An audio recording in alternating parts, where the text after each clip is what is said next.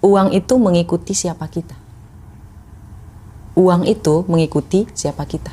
Kalau kita mau uang miliaran, kita harus jadi orang yang value-nya miliaran.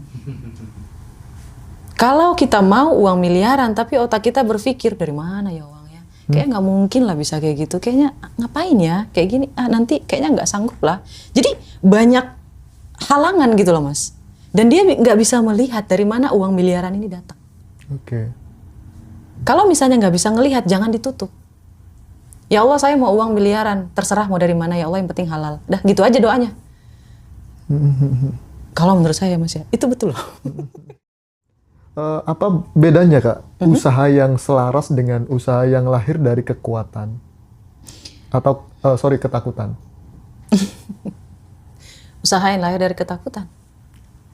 Kalau misalnya mau ngelakuin law of attraction, kalau kamu takut, lakuin aja. Bahkan ketika saya mau kemari, saya gemetar loh Mas. Tapi dilakuin aja? Mas mau saya liatin nggak topik yang saya print? Coba Silva, di buku saya. Menarik ini. Mas percaya nggak saya sampai print hanya untuk mau berbicara dengan Mas? Gila. Ini berapa lembar? Tuh. Jadi jangan bilang, kalau kamu mau the best, do the best.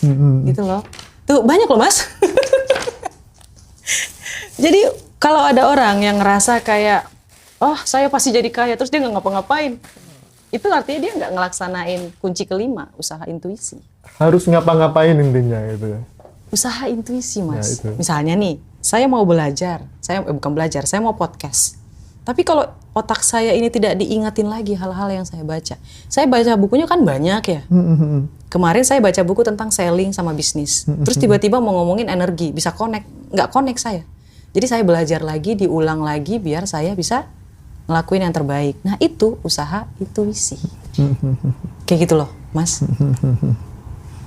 Lantas apa hubungannya kondisi batin dengan mudah atau sulitnya uang datang? Ada nggak kaitannya dengan kondisi batin dengan keuangan kita? Ada. Misal, yang paling contoh yang paling ini ya Mas ya. Waktu saya jadi Gojek tuh ya. Waktu saya jadi Gojek, jujur aja kenapa? Karena itu momen terendah dalam diri saya, dalam hidup saya kayak gitu. Teman-teman saya udah punya SPBU. Iya, teman saya udah luar biasa, udah jadi diplomat di daerah di negara Jerman kayak gitu. Teman saya udah kerja jadi supervisor. Udah hebat lah intinya kayak gitu. Dan saya masih jadi ojol. Dan ketika saya jadi ojol Mas, yang saya lihat selalu uang. Yang saya hitung selalu uang. Saya berpikir kok uang saya dikit ya, hasilnya dikit ya. Dan saya berfokus sama sulitnya mendapat uang. Karena saya kesulitan mendapatkan uang. Akhirnya saya berpikir bahwa uang itu sulit untuk dicari. Ternyata salah. Mas tahu nggak? Nah ketika saya mulai nyadar, wah kayaknya saya nggak boleh deh berpikiran uang itu sulit. Uang itu hanyalah angka sebenarnya. Saya hanya tidak terbiasa memegangnya. Kalau misalnya saya terbiasa megang 50.000 sampai 500.000, maka bagi saya uang 1 juta itu istimewa. Oke. Tapi ketika saya terbiasa memegang uang 1 juta, 3 juta, maka 5 juta terasa istimewa. Oke. Nah, kala itu saya mulai berpikir Mas, oh ada yang salah di sini nih. Ya udah saya biasain diri untuk mulai bahagia. Saya mulai joget-joget tuh Mas ketika mau nganterin pesanan nih. Halo, selamat pagi. Silakan Ibu pesanannya. Saya mulai kayak gitu selama 6 bulan. Mau dia ngasih tip apa enggak, mau dia marah atau enggak, saya tetap baik. Selama 6 months. Iya, karena saya ngerasa kayak saya bekerja, bukan masalah uangnya. Nah, ketika suatu hari saya udah mulai nih Mas, mengulang identitas lama dan diperbaiki, saya isi ulang dengan afirmasi, right? Ya kan, diisi ulang dengan afirmasi. Terus setelahnya saya berpikir lagi, ya Allah ya Rabbiku, enak kali ya kalau aku kerja, gajinya itu sekitar 7 jutaan. Lebih dari UMR. Enak kali ya Allah kerja kayak gitu. Kerjanya cuma 2 jam. Nggak ngapa-ngapain setelahnya.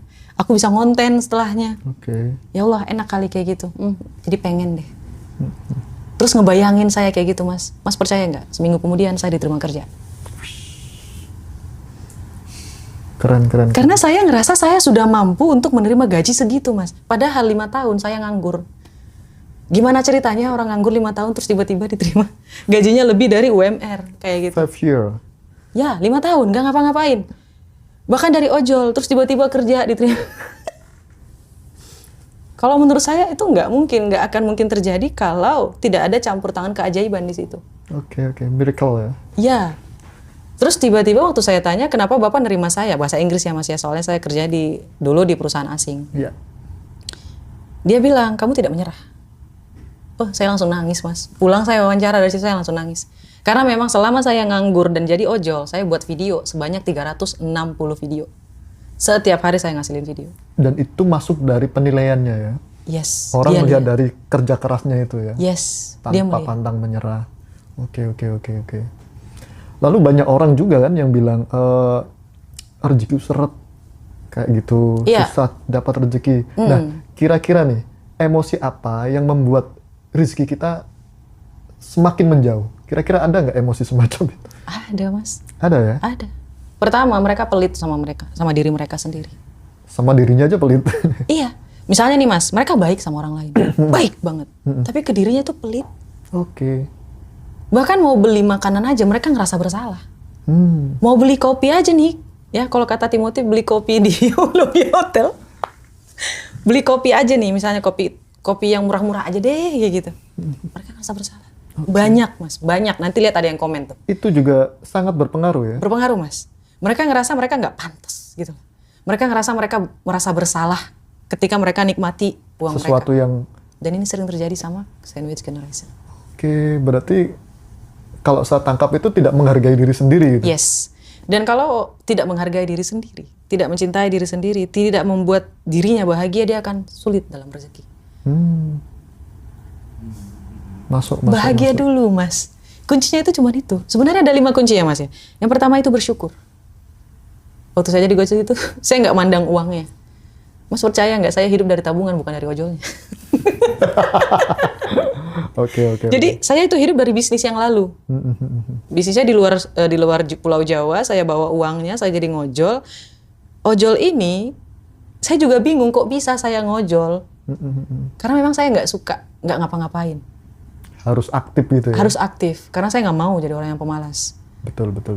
Jiwa-jiwa pendekarnya luar biasa memang ya. Petarung ya. Bisa dicontoh ini teman-teman, sesuatu yang sangat luar biasa ya. Mereka ini Kak Roma ini petarung. Kalau bahasa Medan ya? Iya, Roma itu artinya datang lah. Nama saya aja lah. Kalau panggilan mbaknya di Medan apa? Uni? Enggak. Apa? Itu Uni sekretaris saya itu. Oh, Uni. Iya. Oke. Boleh. Kakak, kalau di kakak ya. Ito, kalau orang Batak bilangnya itu. Lantas bagaimana nih Kak, cara kita untuk berdamai dengan uang secara batin? Pertama, definisi uangnya harus diperbaiki. Definisi uangnya harus diperbaiki. Uang itu mengikuti siapa kita. Uang itu mengikuti siapa kita.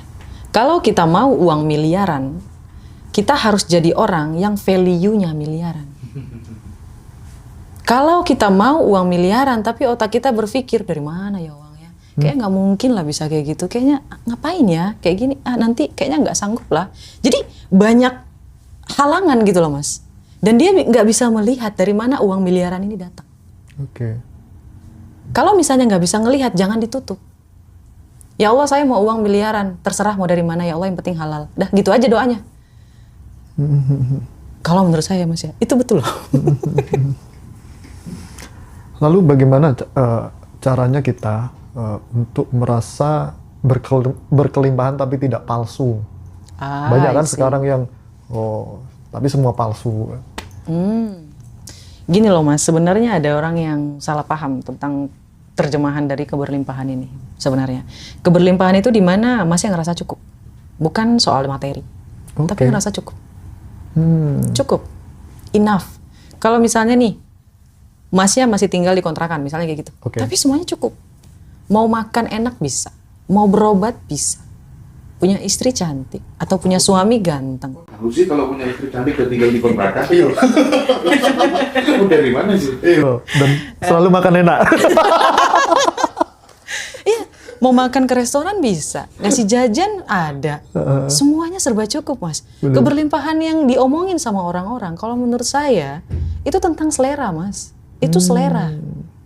Berarti kita salah mengartikan ya. Yes. Bahwa berkelimpahan itu biasanya diartikan dengan banyak uang, banyak harta benda. Mungkin seperti itu.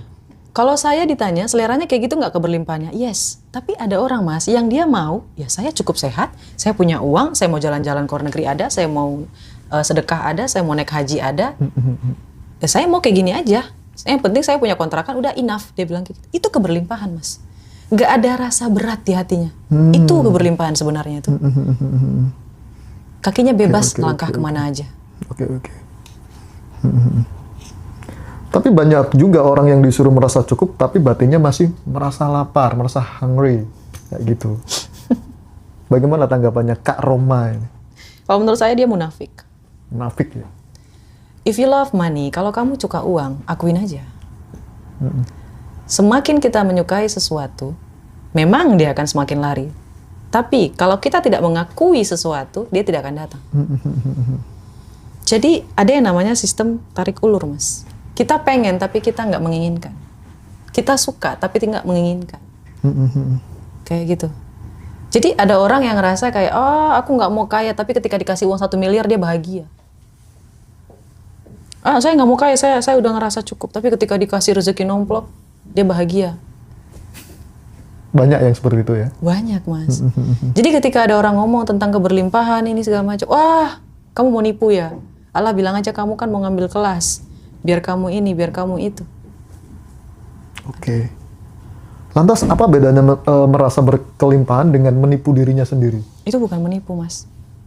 Itu bukan menipu. Kan tadi hukum semesta itu permainan frekuensi.